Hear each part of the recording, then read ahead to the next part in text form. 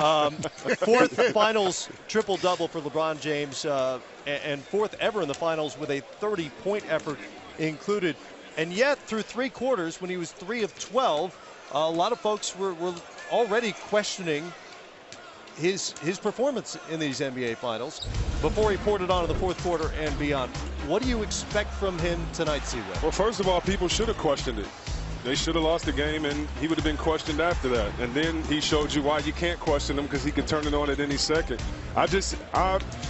I would like to see the Heat come out tonight and play with a sense of urgency that I haven't seen them play with until the last 2-3 minutes of each game. I like to come out tonight and see LeBron be aggressive. You always hear Shaq ask that question, who do you want to see, the Jordan or the Magic? Tonight I just want to see Jordan. I don't care if he scores 50 and doesn't have any assists if he goes out and win. And for San Antonio, you know, Rachel said it, you know, it seems like, oh, you guys are going to come back and win, but there's something about the San Antonio team. I just want to see the aggression. I want to see the body language of the Miami Heat. All the other stuff they can do, play well, but to me that kind of gives you a hint of how the night may start off. Yeah, and I think again, I think he was aggressive. I just think that Tim Duncan had a huge impact because, and I also think their schemes had a huge impact because their schemes always had him with the basketball as the clock's going down with 5 sets of eyes from the Spurs focused on him. So he doesn't have angles or gaps to attack.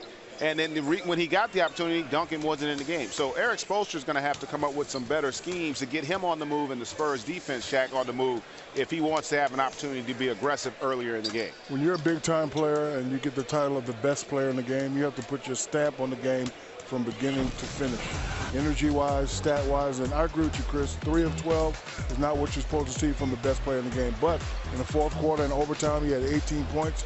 He made a lot of key plays, and they won the game. And I also agree with you, Chris. If they would have lost the game, people still would have questioned. But again, when you're the best player in the world, you know, we always go back to what Jordan did, what Magic did, what Kobe did. We all want to see big numbers, great numbers, and a lot of energy. Do you guys buy the legacy question as it pertains to tonight's game? It's one game. He's close to a second title. He's not there yet. Is his legacy somehow affected by what happens tonight? Well, I think he's 29. I think it's too early to determine what his legacy is. I will say about the great players, remember, Kobe Bryant went 6 for 24 in Game 7 that they ended up winning. So, and it had a lot to do with what the Celtics did in the game, much like with this Spurs team. The Spurs are a great team. They're an all-time team. It's not as if the game's going to be easy when you go against the most dominant big power forward, I think, in the game's history. Yeah, and, you know, everybody wants to hate LeBron James, the nickname the King. He left Cleveland. I mean, let's just be honest. There's a lot of people hoping he doesn't win, and so he's 1-3 in the championship.